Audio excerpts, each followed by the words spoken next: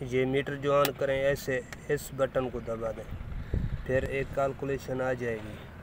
बोला दोबारा इससे दबाएं, ये दोबारा आ जाएगी। फिर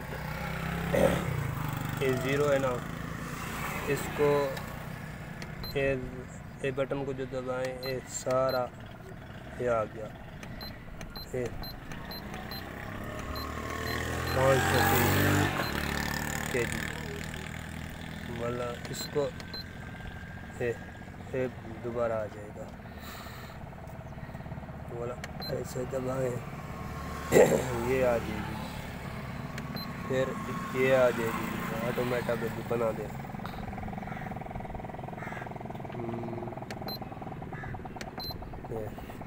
ये बदल कर बदल देख दिवाले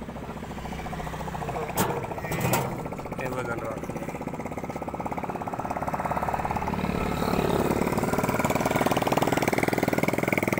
जिम क्या पसंद है?